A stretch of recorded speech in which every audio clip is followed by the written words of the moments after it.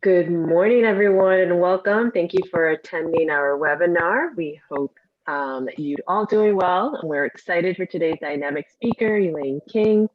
We hope you get a lot of value from her presentation and this event. So let's get started.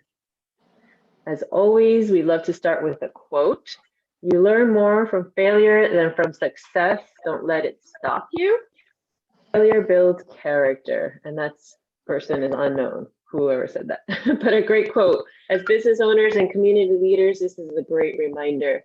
Here at the Doral Bar Association, our mission is to make a positive impact by fostering close community relations, promoting the highest professional and ethical standards, educating and bringing value to our members on business and legal issues. And we do not do this alone. We have a board ready to make plans. We have sponsors that support our initiatives, and we have members that make up our community. Together, we're making a difference. So let's get to know our board members. Starting with our president, Santiago Cuerto. Santiago, would you like to say a few words? Good morning, everybody. My name is Santiago Cuerto. I'm president of the Doral Bar Association. I look forward to Elaine's presentation today, and I think everybody will enjoy it. Thank you for being here today. Thank you, Santiago. Our treasurer, Armando Hernandez. Good morning, everyone. Armando Fernandez. Welcome to this excellent meeting. Looking forward to the topic. Thank you, Armando. I am your secretary, Shirley Lopez. Alex Vivas is our marketing board member. Alex. Good morning, everyone. It is a pleasure to see you all here, and as well, I'm very excited to see what Elaine has prepared for us today. Thank you for being here. Thank you, Alex. Leslie Snider.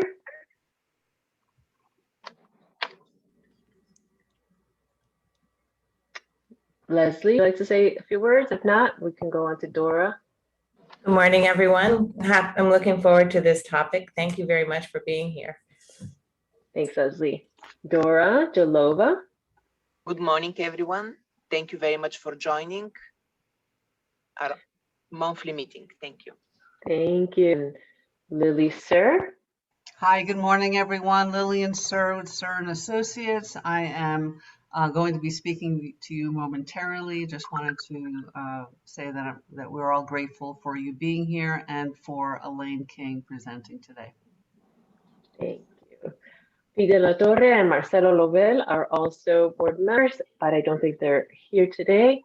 So let's also welcome brand new members. We'd love to welcome Juan Carlos Bermudez, who is currently the Doral mayor, Yvette Gonzalez Petkovic, who is an attorney, and Noelia Ramos, also who is a Doral attorney. So we welcome them. Yay! I always like to recognize our constant sponsors that are always helping us promote our events, helping us create these events, bringing us ideas. Leslie for letting us use her Zoom link, and Marketing Strategies for always creating our social media and emails. Thank you so much, DoorCam and the Business Forum Group for always promoting our events. And we would love to also recognize our event sponsor. So I'm going to turn it over to Lillian to say a couple of words. Thank you. Good morning, everyone. Again, Lillian Sir and Associates. We are a full-service business law firm, and our target are entrepreneurs. So I found that the quote that Shirley shared with us today, even though it was an unknown author, I think applies to all entrepreneurs. And our goal here with the Doral Bar Association is to bring education to the local business and legal community. I think that there's quite a nexus between the two.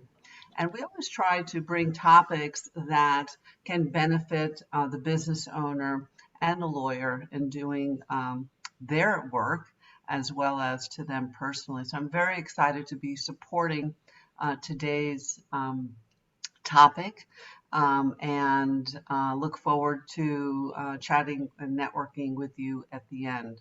So with that said, I'd like to introduce a very good friend of mine, I was trying to think back how I met Elaine, and I can't even remember that she's one of those people that you feel like you've known all your adult life, because she is that kind of a human being. Elaine King, a CFP, is founder of Family and Money Matters. Her mission is to empower a family's financial and human capital to achieve financial well-being. She has served as the family's financial planner for over 1,200 families and 100 multi-generational family enterprises, crafting actionable family financial plans. Elaine is a financial education advocate. She's a creator of the first family financial program in LATAM and winner of the Best Latin Book Award. She was recognized in 2020, the list of Investopedia's top influential advisors, and in 2017, recognized by People's Magazine's top 25 influential Hispanic women. She has also been featured in the Wall Street Journal, Forbes, Telemundo, CNN, and is a columnist for financial journals in the US and LATAM. All of a sudden, I really feel like I have not achieved enough in my life. I am very proud to introduce you to Elaine King. Elaine, take it away. Thank you so much, Lily. Thank you. Thank you. I appreciate it. I also appreciate everybody being here this morning. Oh my God. I don't know if you saw the beautiful moon last night. And I don't know if your agenda was going crazy. Mine was, because every time the new moon comes, it's like there's a revolution. So I really appreciate it. Now, we're very lucky today because we have a small group. So I want to just take maybe 3 people in the audience to tell me, you woke up this morning and you said, oh my God, today's the day. We're going to learn something on financial well-being. What is that exactly? So I have a whole presentation and I promise I'm going to stick to my time, but I just want to hear from 3 of you maybe and tell me exactly what would make it meaningful for you today. I'll go. Okay, Lily. So I woke up and I grabbed my phone and I started looking at my feed, and there was some kind of financial planner, and he apparently has forecasted the ups and downs for the last 20 years. So he wanted to share with me what is his advice, and his advice was in tech, and there's going to be a huge boom in tech. I am ignorant, I feel, in how to do my financial planning, and so my money is being taken care of by someone else, and I'm hoping that that person read this guy's Facebook feed. Great, thank you. So knowing the volatility that's coming in the future, that's awesome. Thank you, Lily. Maybe, I don't know, Carmen, do you have something? Hi, Elaine. Nice to see you. I am here because I know you're an awesome speaker and I have never heard you speak, so I'm excited to hear what you have to say. That's why. Great, thank you. Anything specific? Oh my God, how to not get clobbered in taxes is the first thing that comes to my mind, but I don't know if Taxes. Okay, great. Yeah. No, and anybody else? Or Frank, welcome. Thank you. Thank you for being here. I think to many people, when you hear financial planner, they immediately think only about the equity markets.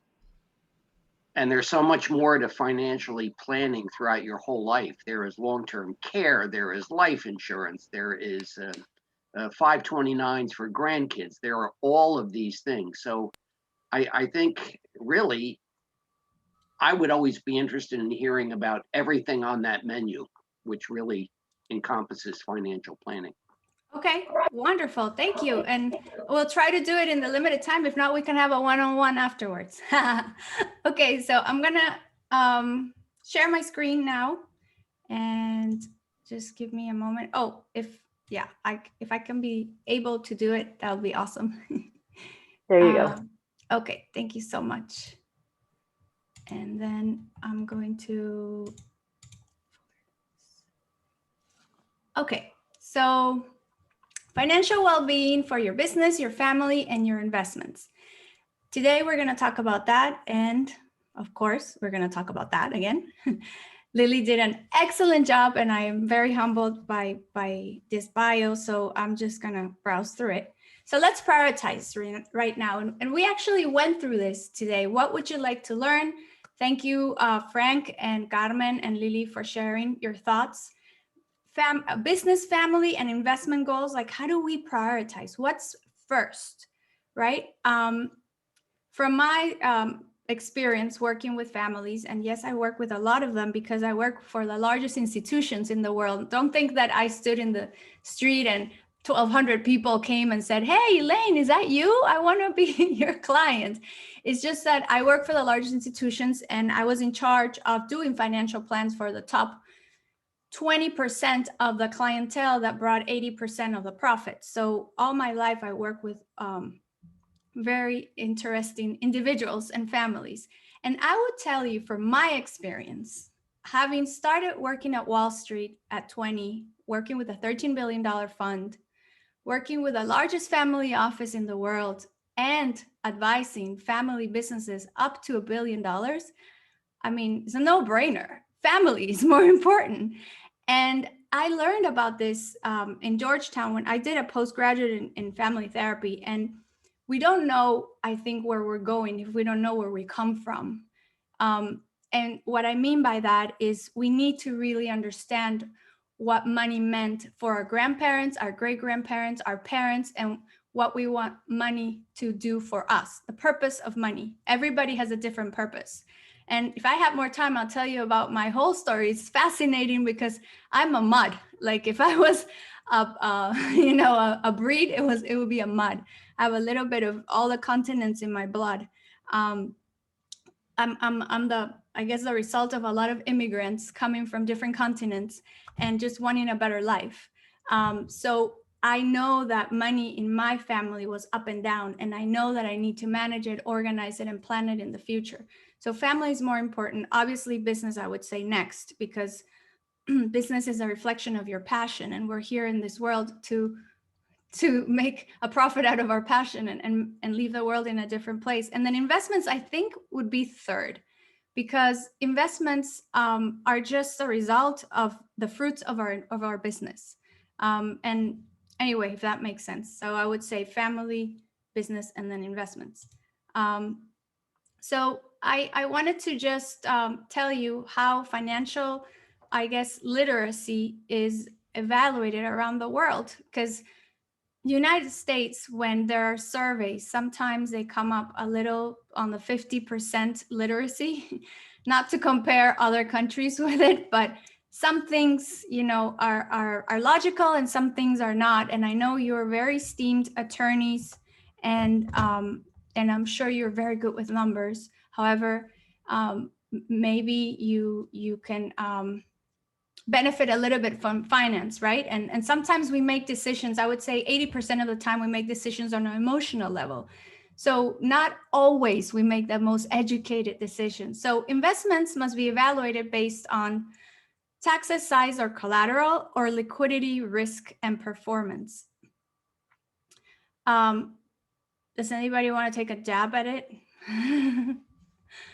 Well, anyway, I want to hear from you at the end, so I'll just give you the answer. Liquidity, risk, and performance. The taxes should not, the tail should not wag the dog, basically. Compound interest, earlier is better, more is better, earlier is better. So the sooner you start investing or growing, the better.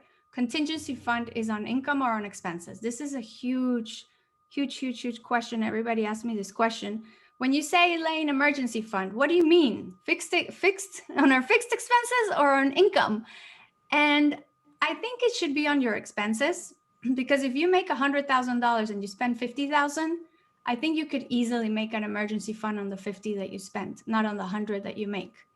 And then savings is what is left at the end of the month, or the percentage before spending. I hope you all agree that it's B, the percentage before spending. It's the only way. I have to tell you this. I've been in the industry for more than 20 years. My uncle reminded me the other day. He's like, "Oh my God, Elaine, 25 years." I was like, "Yes, 25." So some, those who can't save and say that, money's tight, I understand. We're going through difficult times. However, if you don't prioritize with saving before spending, even if it's $1, I think savings is a habit. So make it a habit, just $1 and then 10 and then 100 and then 1,000 and then every month. And you owe it to yourself. So I don't know if I have any of you like this in the audience, but if you know somebody, just tell your friend. Some common mistakes in business: unbalanced focus on income and little cash flow projections. The number one reason why businesses fail, I mean, it's and I'm sure you know this, it's because of lack of cash flow. And I know because I don't want to lie. I do love Excel and I love to do my cash flow projections, but I'm sure some of you don't. But it's not the most fun thing if your passion is to help and, put people in line with the law. So cash flow projections is not the most sexy thing, but it is necessary. Lack of evaluation of long-term debt versus realistic results. Debt is an important component to grow your business, and I would advocate to that by all means, especially now that inflation, I'm sure you've all read the news, 4.2 in the month of April annualized, which is huge increase after 20 years. And if we're evaluating a loan, by all means, or refinance, do it now. No metrics to measure progress or the benchmark. It's very easy to get into the daily, but if we don't have metrics, I'll talk a little bit about that. It's important to have metrics for our well-being. Okay, so if anybody wants some tips and says, okay, Elaine, nice stories, but what are your tips? So my tips are: define your dream in a smart form. And it's your dream, not the business, not the family, your dream. You're the driver. So you need to define your dream in a smart form. You all know SMART: specific, measurable, attainable, realistic, and time. So having an independence fund is not good enough. Having an independence fund in 10 years with $100,000 revenue or interest, making 8%, the more specific, the better. So paint basically your dream. Align your actions to your objectives. I just speak out of experience here. It's very hard to align your objectives to your actions to your objectives. I have clients that say, Elaine, I want financial independence, and then you turn around and then they're doing something that is defying their goal. So you need to have the whole family in line with your objectives so that they all row towards the same direction. Now, decide how you want to grow. Do you want to be the next, Bitcoin guru, or do you want to be the next Warren Buffett in the investments, that is? Make a SWOT of your finances so everybody has strengths and weaknesses and threats and opportunities. Statistically, business grows at least 15% on average historically, and that's a stat from Forbes magazine that they did a study on business. So if you're asking me, Elaine, should I invest in tech? And tech's estimate, I'm just making this up, is 10%, and your business is 20% year over year, then by all means, keep investing in your business. Project. I have a yin and a yang. My dad was he's an industrial engineer, and my mom is like the most spiritual person I know on earth. So visualization on hard assets and hard data is very important. Detox your budget, just like you have green juices. I'm sure if I were to ask you, have you ever had green juices? I think everybody would raise their hand. Detox your budget. If you detox your body to perform better and to just have a longer, healthier life, why wouldn't you detox your budget? So detoxing your budget means list all the wants and the needs and get rid of the wants. Keep your needs to build your financial independence fund, and have the wants when the tide is high, if you know what I mean. Have processes and policies for businesses and metrics. We said that. So I can send this to Lily to share, because this is basically in a nutshell my suggestions, and I wanted you to come out with tangible recommendations. So that's that. Okay, so the three things, right? It was business, investments, and family.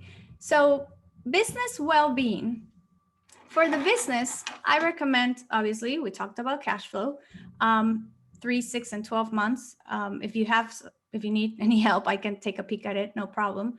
Organize your fixed and variable, review monthly with a 10% goal, checklist, accelerate collection. So the key here, I think, because I am also in a service industry like you, the key is to accelerate collections and billing. I think the whole process that may take us time, I'm sure all of you have automated it. And if you haven't, you can just text me and I'll give you some names to automate the system that takes up so much time. Organize your finances. We all know, unfortunately, about the pandemic, so you should have an emergency expense on your cash flow projections, material, equipment, and time spent. The collections is important, and reviewing detailed direct and indirect costs. So technology and cybersecurity are very important for your business well-being. So that's the business side, right? The business side is more to put your finances in order and automate it. Now, if we talk about the investment well-being, and here I was just going to pause a little and talk about what Lily said about the tech. The financial planner is talking about the expectations on technology. It depends on the portfolio that you have, but I purposely put this drawing here. Your portfolio should go in this, like this, right? It's a pie, has 1, 2, 3, 4, 5, and it should have different sectors. So I don't necessarily promote to buy single stocks in your big portfolio. You can have a fund and buy the tech stocks that you think are going to go up, but you should have an allocation. So if a percentage is technology, then you can replace it or not. Or if it's renewable energy, or if it's, I personally like value stocks, growth stocks, dividends, bonds. So you should always have a strategy first, and then you fill in the pie. Basically, that's what I would do.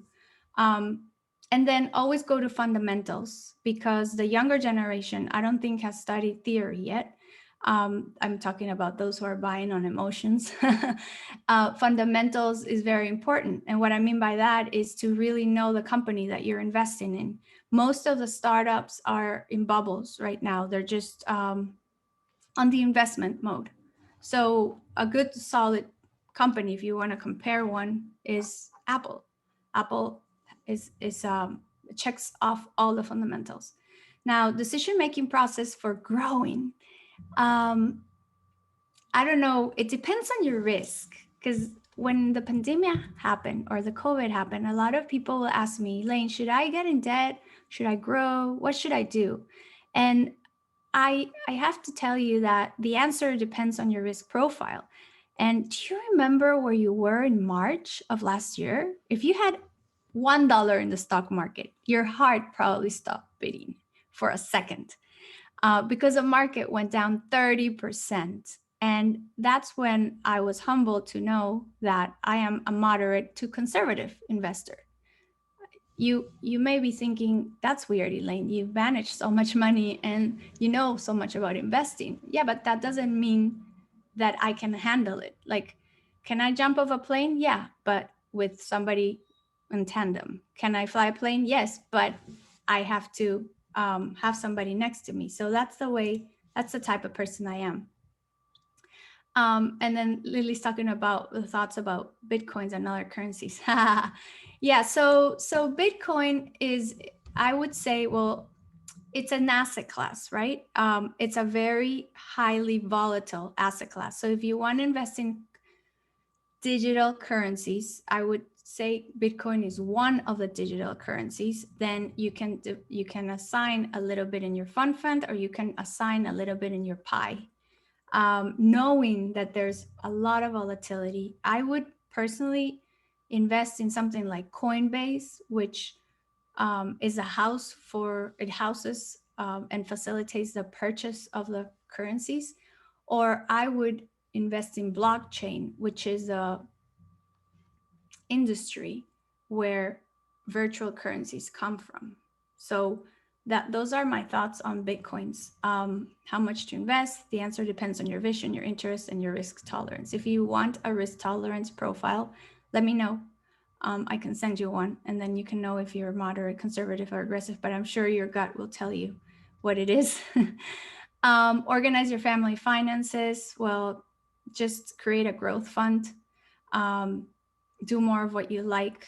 So during the pandemic, some people will ask me, should I buy another home? Should I buy another apartment? And I would say, buy what you know. Don't buy because you think you're FOMO, fear of missing out. Just buy, stick to your strategy, because at the end, it's your plan, not everybody else's plan. So right now, with lumber going up 200% and everybody buying a house and betting on the market and saying, oh my God, I have to buy a house. No, you don't. You don't have to buy a house. Or whoever's asking, you don't have to buy a house. The economy is going to decelerate soon.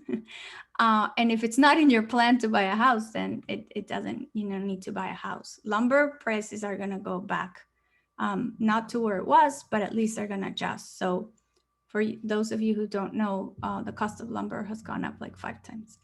Okay. Involve the family with financial education. It's to your benefit for the ones around you. I'm talking about spouses, partners, boyfriends, girlfriends, and kids around, to know about this, have a plan, and be on board so they can help you get there faster. So I wanted to end on purpose with a family, because I started with a family. And I think the family is really whether you have family or not, because some people think family is kids. It's not. Family is where you come from and the people around you, and even people that share your values, right? So having family well-being would be to be aligned or in peace with knowing where you come from and how you're going to make it better. I just wanted to review a little bit. Business well-being would be to have completely managed of your cash flow, know your debt to equity ratios, and have an emergency fund. Your investments would be to have an investment policy statement, to have a strategy for growing, and don't let the emotions or the markets dictate where you should invest. And the family well-being is basically having education in your budget, financial education in your budget, because as Lily said, things change every day. Now, somebody talked to me about taxes, Carmen. Taxes is important, but if you plan for it before, right? So one thing I learned, and I'm sure Carmen does this, is as an entrepreneur, we need to put a percentage for the accounts receivable that we get into an account that's called taxes. And then, so this way we don't have to look for the taxes at the end of the year. Now, she could have also talked about the Biden taxes, which is a lot of tax credits that are coming our way. And how do we even know about all this is very confusing. So if you need a good CPA, I have a handful of friends that are really good and that are very caring. And then finally, to Frank's point, which is a financial planner doesn't only look at investing. And I hope that I was able to communicate that to you today. I care a lot about education planning, about long-term, about your retirement, your succession. What are you going to do with your business? How you're going to invest, but also the investment policy statement. It could be real estate or it could be stocks. So the most common metrics that I suggest is value of time. How much is your time, which I'm sure you know that. Profitability, revenue growth, and working capital, and of course, EBITDA. Measuring progress is very important to know. The importance of having a culture of financial health in your business. It's contagious, it's dynamic. So if you have a small team in your office, by all means, promote this. Online courses, they are free, or there are some that I sell too. The importance of understanding the source of financial stress, which is not knowing. Stress comes from not knowing, but if you know where you're going, then you should have little stress, I think. So Just in conclusion, I help you organize and direct your finances for growth and to make money a positive force in the world. I hope you enjoyed this, and I hope I said one thing that you can take away.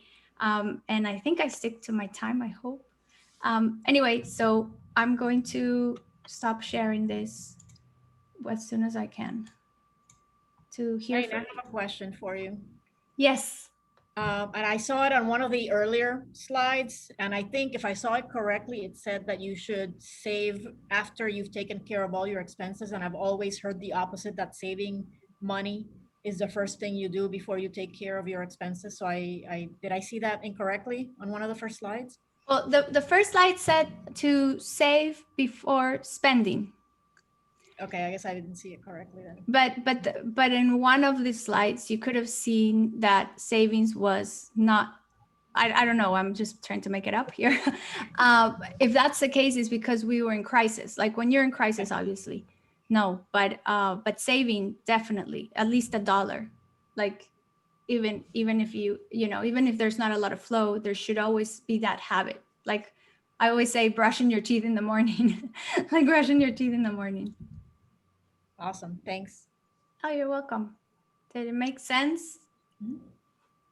Elaine, a question for younger people who are starting out in their careers, are facing really high housing expenses, where they're not going to be able to purchase a home until a later date that perhaps people in my generation. What kind of advice do you have for them? I think it will, that's an excellent question. Thank you, Lily. I think it all comes to projections. I'm working with a client right now that, given what she wants to do, and she's fairly on the young side, it's better for her to rent. Right now, rentals are going down. It's too many houses, too many people have houses, and not a lot of people want to rent. So rental right now makes more sense for the type of house she wants. So, and if she wants to have financial independence, she can get there faster without buying a house and taking on all the mortgages and all that things. So I would say to do a projection, but also I would ask the person, what does that mean to them? Because some people need to have a house, right? Like, Because you always hear that it's better to pay a mortgage and you're paying down on your own investment rather than giving someone else and helping them pay their mortgage. No, I agree with that thought process. The thing is that right now in the environment we're in, it just makes more sense to rent for somebody that wants to accumulate wealth. But if somebody wants to avoid rent, if that's the objective, then by all means buy a house. Yeah, this was a woman that as soon as her kids go to college, she just wants to live in a little apartment, and she just doesn't want to buy that big house that the kids need, because it's like $5 million. And we did the math, and it's just better for her to rent at $5,000 for the next 5 years than buy a $5 million house. So that's why. But I don't know, Frank, did I answer your question?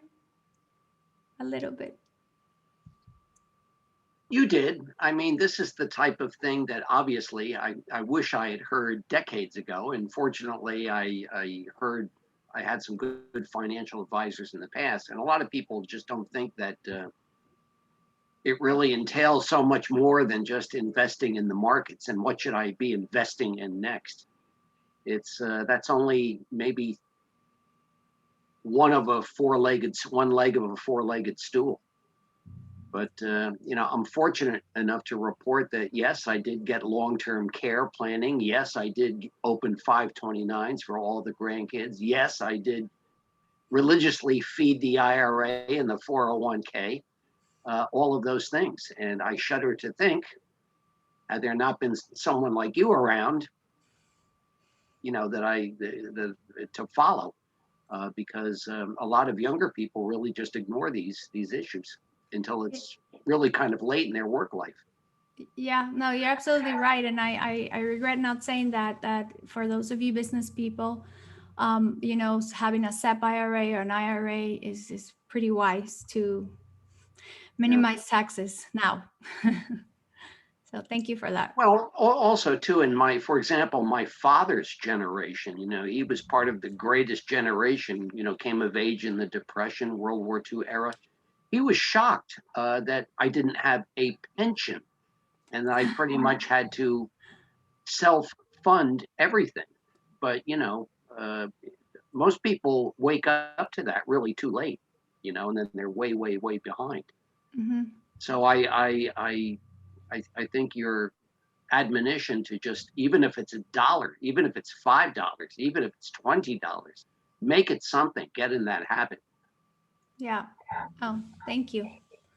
Has anybody have any? Carmen, did I your question was tough, Carmen. I don't know that I answered your tax question. Elaine. What I love, Oh, you're good. I'm sure. Sorry, Lillian, you wanted to say something. I was just going to comment that what I love about Elaine is that she makes financial planning less intimidating for me. For someone like me, my childhood was all about having enough money to pay your bills, to eat, to pay your rent, and did not have a parent that could teach me. They taught me the value of hard work and not, as they say in Spanish, stretching your feet longer than the blanket. It doesn't translate very well into English. But they had no clue as to any kind of financial planning or what to do. And it's sort of like you're learning as you go and you're doing the best that you can. And to me, stocks and investing are still so, it's so complicated, my eyes glaze over, that you make it easier to understand, and I don't feel so stupid. Oh, thank you. You're smart. You're smart. Elaine, I have a comment, if not a question, and it leads into what Frank was saying and Lillian was saying just now. What would you say to an individual, perhaps here in the hall, that has always wondered how to make sense out of all of their goals, their objectives, what they should be doing, but they haven't, they're skeptical or just haven't had the opportunity to sit down with a financial advisor such as yourself? What would you say to someone like that? Wow, great question. Hire me. Hire Elaine. Yes. Well, but I think he was talking also about, if you go to a financial planner, and believe me, they're not being, how do I say this? They're not being snobby. If they say they need $1 million, it's not because they want to make so much money. It's because the cost of managing money on your own is very high.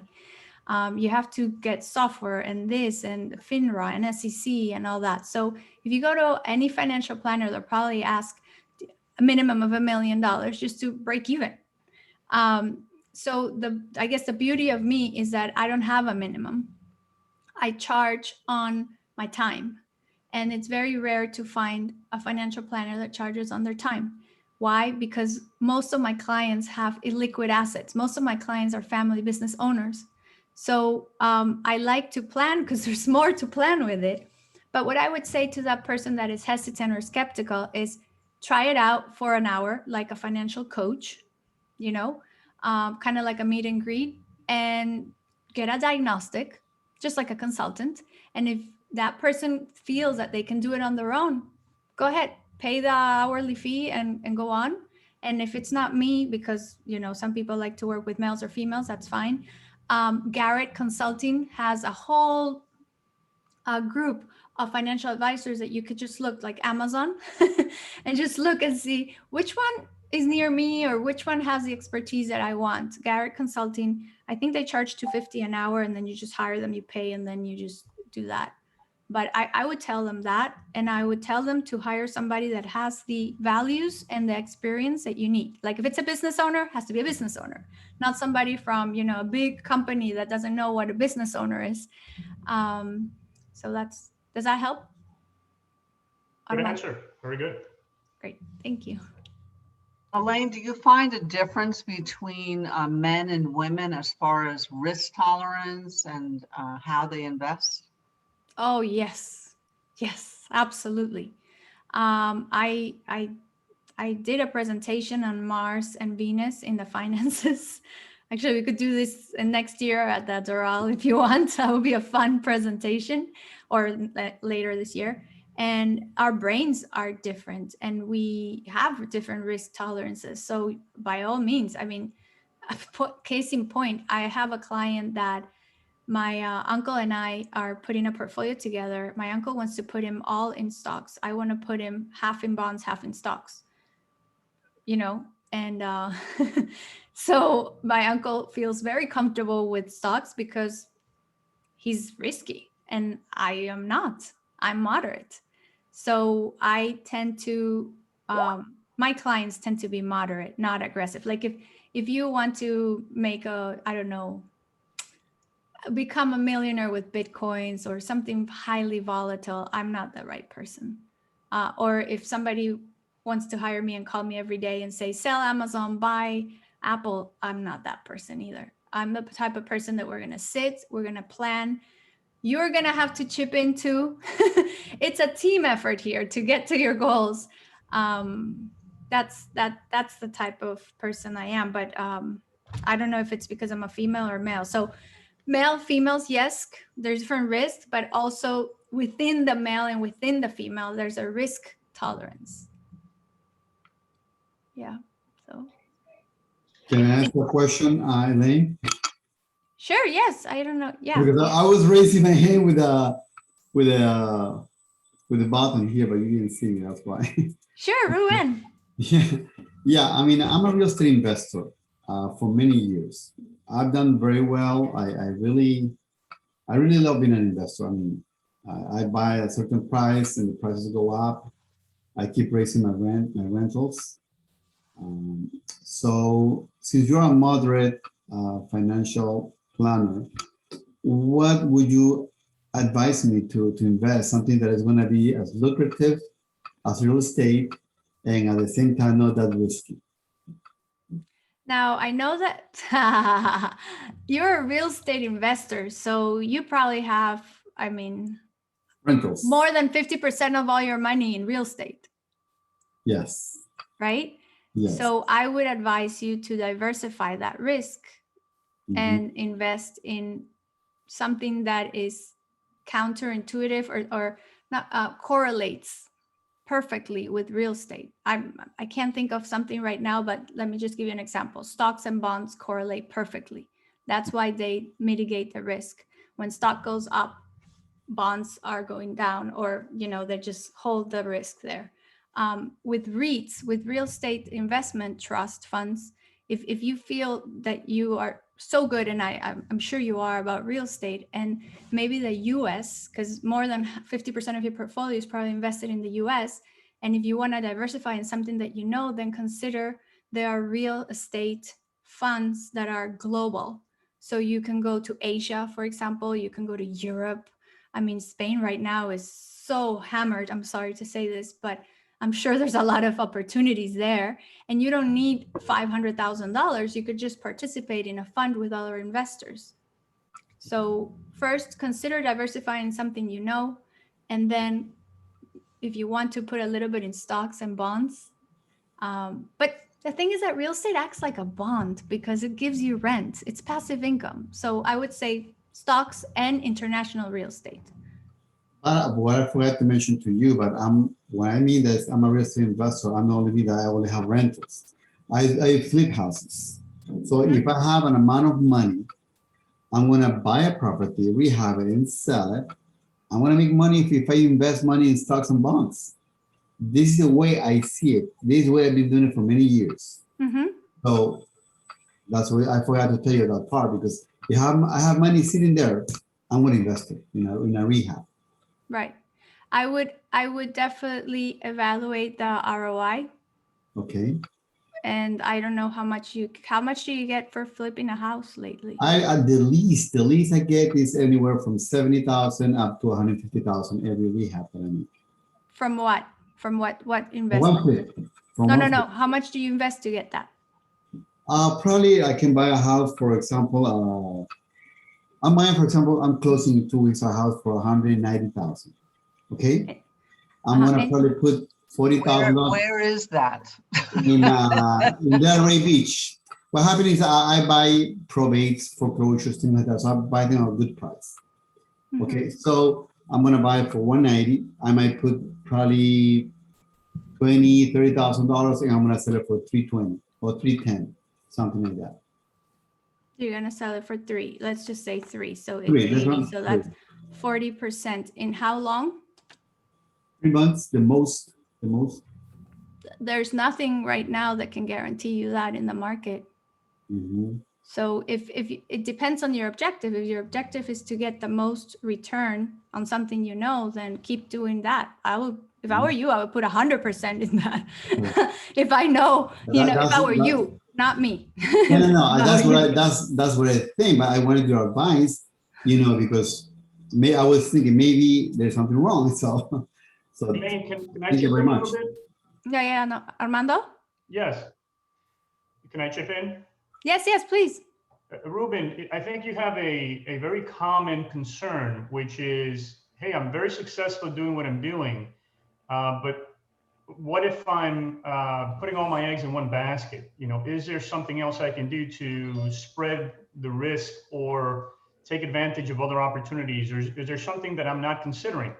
And what I tell people is there's a hierarchy of investing. And like Elaine has been saying, you should invest in what you know and what you like, and you already have a strategy. But in this case, you should consider the advantages of investing in tax-favored instruments, because it seems to me you're very focused on what you're doing, but perhaps you should consider having a spare tire in your investment portfolio, so that over time, slowly, a little bit, every year, you drip into that fund over time that can take advantages of tax favored vehicles. And at the end, if for some reason things don't work out or your business stops, you have something to fall back on. So your business now gives you the revenue to live the lifestyle that you want. The spare tire, in this case, retirement instruments, retirement vehicles, can help you save money long-term, tax-favored basis, that can be that pot of gold at the end of the rainbow, so to speak. So continue doing what you're doing, but also diversify, like Elaine was saying. Don't put 100% of your money in what you're doing. And I see this in business owners all of the time, because that's what they know. They want to make more return on their investment, but sometimes you should consider, maybe I don't have to be 100%, have a home run every single day. Let me put something aside for a rainy day in a tax favored vehicle, long-term, drip on it over the long term. The next, 20, 30 years pass like this, and all of a sudden you have a pot of gold that you can do different things with, create a legacy even, depending if you have children, if you have vision for your family long-term, you can create something significant, not just, have fun flipping real estate day in and day out. You can do something meaningful long-term. So that's my comment. Thank you, Armando. Ruben and Armando, I mean, as both of you guys are talking, it does amuse me sometimes how we seem to have about a 15 or 20-year memory when it comes to the financial markets.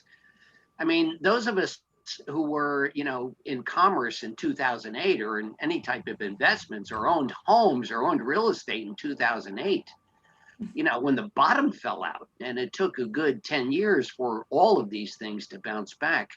I think what Elaine is saying, and I think what Armando says, is don't ever think that those times can't come back again or come back worse. And so, like my mom used to say, putting all your eggs in one basket, you may drop that basket at some point or have it knocked out of your hands. So I think those are wise words, Armando. I agree. Thank you. Well, thank you, everybody. Thank you, Elaine. We have a couple minutes. I want to give a chance to all the guests to say introduce themselves as well. But I was just wanted to actually chime in also. I wanted to say a couple words. So I was a financial advisor when straight out of college when I finished my MBA, and I dabbled a little bit in it.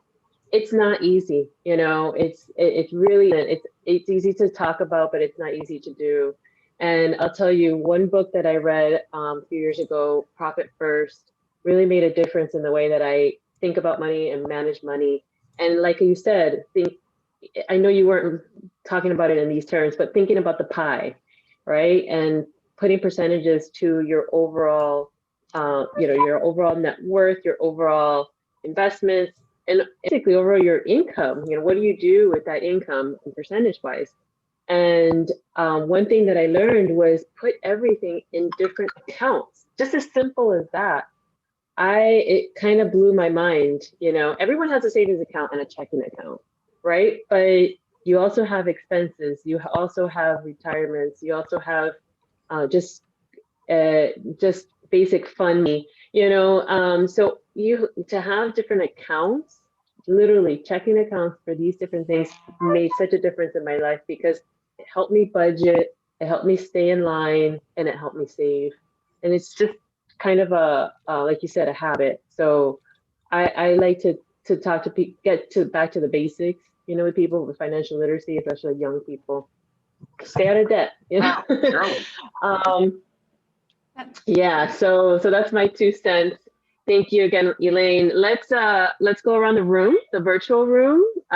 We'll start with Zach, and introduce yourself, say what you do, and go from there.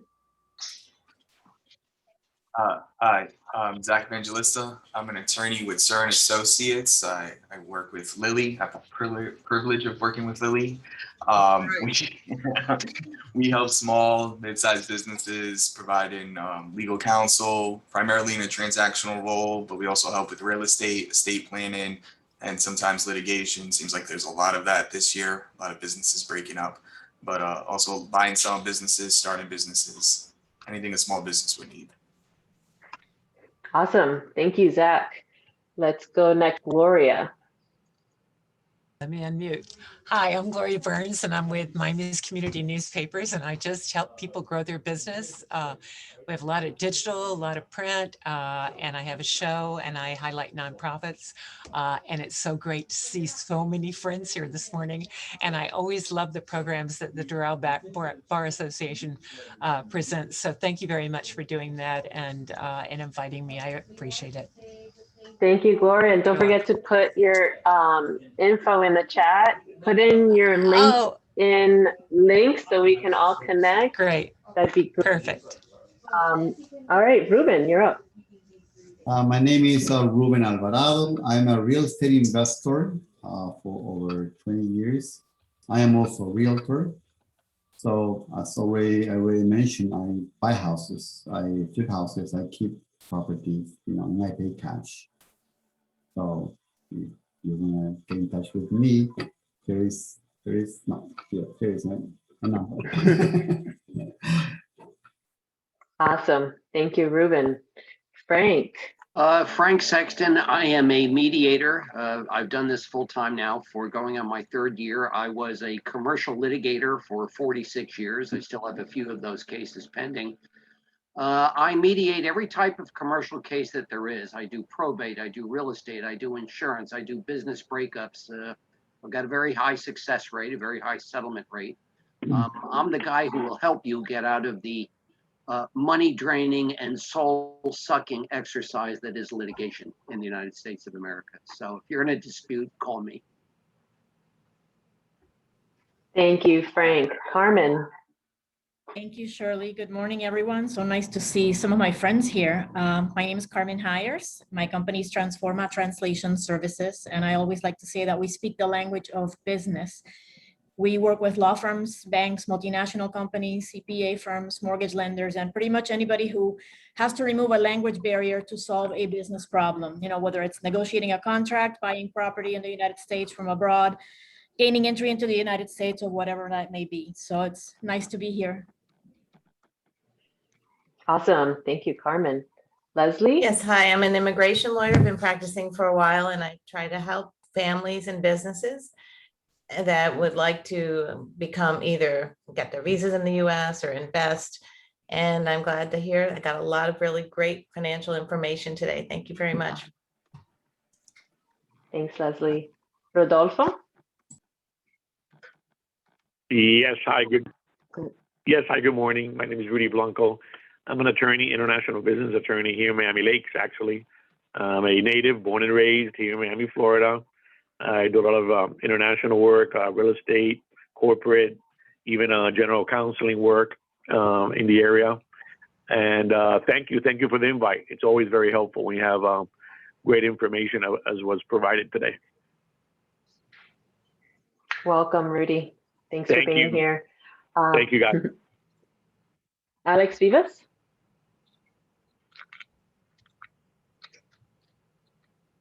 Maybe Alex is not available. Santiago? Hi, good morning, everybody. My name is Santiago Cuerto. I'm board certified in international law with a focus on international business and litigation. And I'm with Cuerto Law Group. Thank you, Santiago. Armando, have you introduced yourself? I don't think so. Morning, everyone. Armando Fernandez, independent financial advisor. For the past 19 years, I've been helping clients make wise decisions about money, mostly across the kitchen table. Recently, the past 5 years, helping small businesses manage their 401k plans and help their employees prepare for a very successful retirement. Armando Fernandez, Portfolio Square. Fantastic, thank you. And Lily, I think. Hi again, Lillian Sir. We work with small to mid-sized business owners. We do the entire gamut from helping them start a business to helping them do their trust and estate planning for the successful business owner who wants to leave something for their family.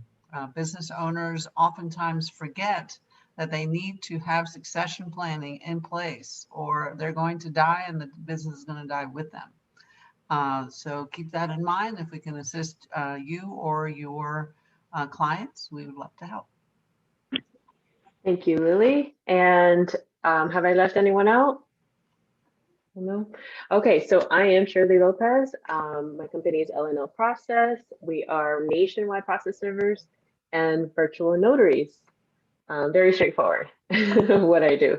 So thank you all again for being here. If anyone has any last words, it's 10:01. We'd like to conclude. So, but feel free to say something if you'd like. Shirley, any talk about going back to live meetings? Yes, we're going to have some live meetings coming up in the next, I think, 2 or 3 months. So be on the lookout for those email announcements. Thank you. Great program. Nice to see everyone. Thank you, Elaine. Well done, Elaine. Thank you, Carmen. Shirley, great job. Thank you, Elaine, again. Thanks, Elaine. Elaine. Yes. Thank you. Well done, Bye-bye. guys. Thank you. Well done. Good seeing everybody. Yep. You too. Thank you. Well done.